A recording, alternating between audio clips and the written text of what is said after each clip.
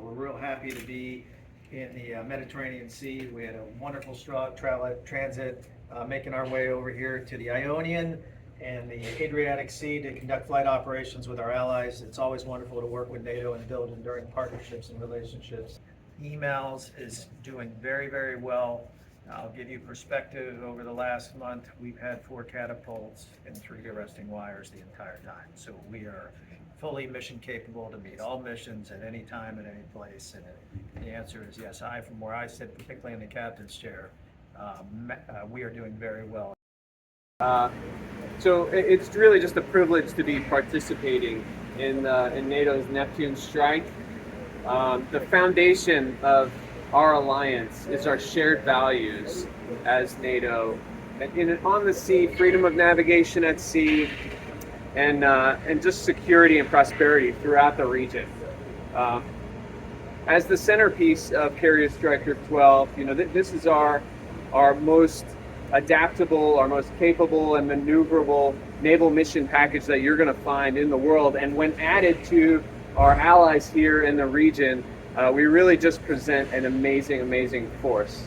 When we work together, that's when we're able to really show how we're interoperable, how we're able to maintain readiness, and really just get after all of the mission aspects of our tasking at sea.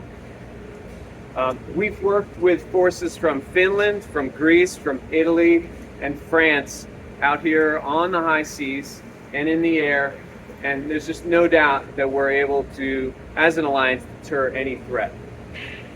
So our biggest strength as NATO is our ability to come together, to work with a maximum level of interoperability and build trust with each other. I'll tell you, first and foremost, we are ready. As I said, we are ready to deter any threats to the NATO alliance. That's what we do when we're operating at sea.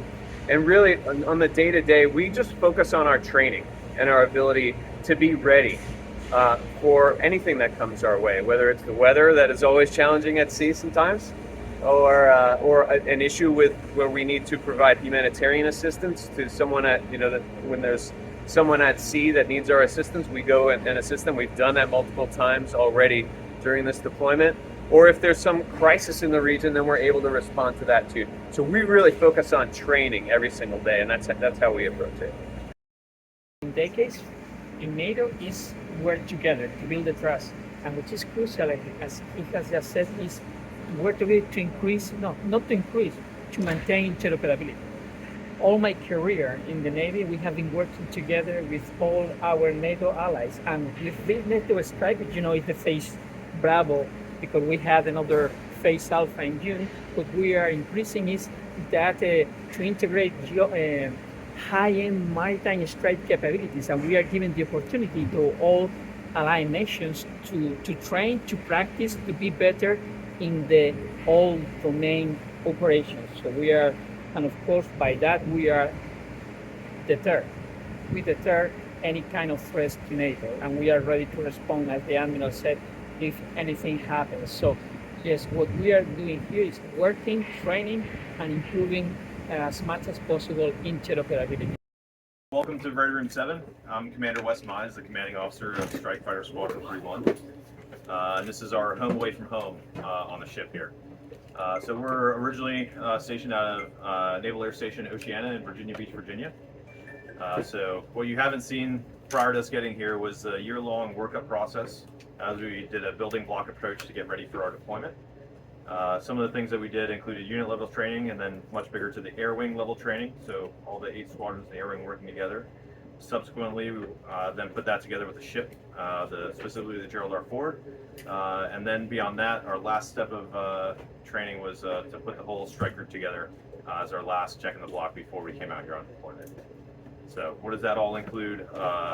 Lots of tactical proficiency, lots of landing on the aircraft carrier practice and rehearsal with that, so we can build out to all the awesome things that should get to see today through the process, to include the amazing circuit, the amazing ballet on the flight deck of aircraft moving around with personnel.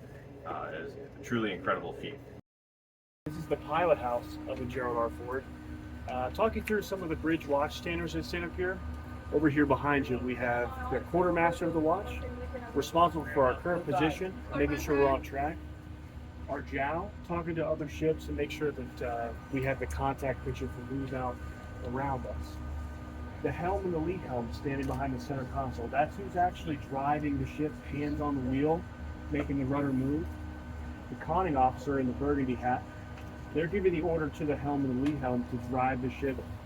And the yellow hat, the officer of the deck, in charge of the overall operation of the bridge and the ship, carrying out the captain's orders of the day and making sure that we're where we're supposed to be. That's kind of how we operate up here on the bridge. As you can see, we're conducting flight operations at this moment. So the focus is going to be on the port side of the bridge, making sure the winds are appropriate for the jets.